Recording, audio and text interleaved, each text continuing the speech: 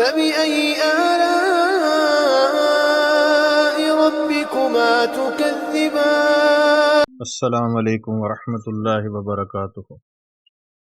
ایران کے بادشاہ نے اپنے بیٹے کو پڑھانے کے لیے استاد صاحب کا بندوبست کیا۔ استاد صاحب کو کہا کہ میرے بچے کو دین پڑھائیے، میں چاہتا ہوں کل اس نے حکومت کو سنبھالنا ہے تو یہ دین سے آگاہ ہو جائے، اور اس کو خود سکھائیے پڑھائیے۔ ایک نیک بزرگ بڑے درویش عالی بادشاہ کے بیٹے کو پڑھانے لگے۔ اسباب مکمل ہو گئے، قرآن مجید پڑھایا، احادیث طیبہ کا درس دیا، اصول فقہ سے روشناس کرایا۔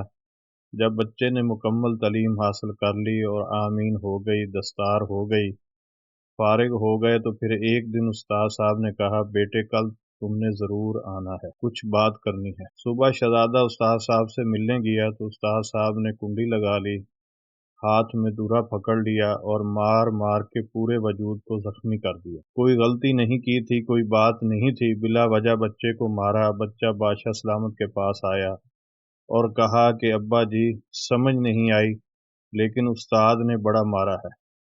بادشاہ سیانے تھے، سمجھدار تھے، کہنے لگے بیٹا استاد باپ ہوتا ہے، وہ زیادتی نہیں کرتا، کوئی بات ہوگی، میں تیرے استاد کو کٹہرے میں نہیں بلاؤں گا۔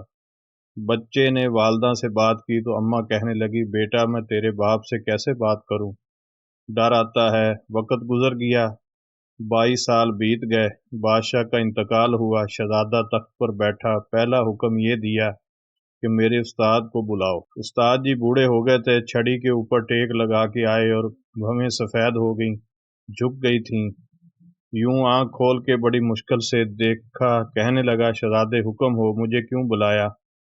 کہنے لگا میں شہزادہ نہیں، اب میں بادشاہ بن گیا ہوں۔ استاد جی 22 سال گزر گئے، آپ نے مجھے مارا تھا اور وہ آپ نے زیادتی کی تھی، میرا قصور کوئی نہیں تھا، تو نہ تو میری روح سے درد گیا نہ میرے جسم سے گیا ہے، میں بے اختیار تھا، پوچھ نہیں سکتا تھا، لیکن آج بااختیار ہوا ہوں۔ سب سے پہلا حکم آپ کو دے کے بلایا ہے، بتاؤ کیوں مارا تھا؟ میری زیادتی بتائیں۔ تو بوڑھے استاد کی آنکھیں آنسوؤں سے بھر گئیں، کہنے لگے بیٹے آج کے دن کے لیے مارا تھا، یہ جو دن آ گیا نہ میری زندگی میں اس لیے مارا تھا، میں چاہتا تھا میری زندگی میں یہ وقت آئے، آج میری مراد پوری ہو گئی۔ شہزادہ کہنے لگا استاد صاحب کس لیے مارا تھا، مجھے بھی سمجھائیں۔ آپ فرمانے لگے بیٹے کتنی دیر ہو گئی تجھے مار کھاتے ہوئے؟ کہنے لگا 22 سال۔ فرمایا زخم بھولے تو نہیں، درد ختم تو نہیں ہوئی؟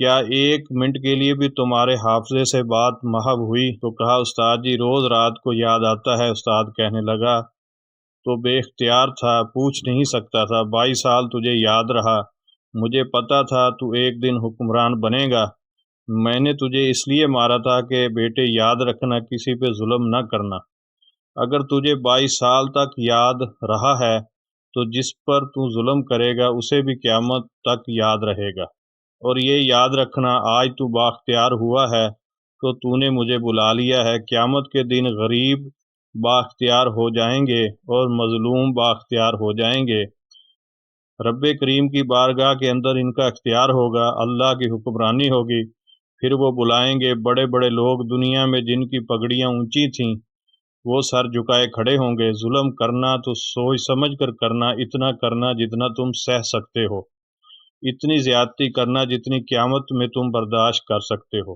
میرے نبی کریم صلی اللہ علیہ وسلم نے فرمایا ظلم سے بچو، یہ قیامت کے اندھیروں میں سے ایک اندھیرا ہوگا۔ اللہ تعالی ہمیں ان باتوں پہ عمل کی توفیق عطا فرمائے۔ تحریر اچھی لگی تو اس کو لائک کریں، شیئر کریں۔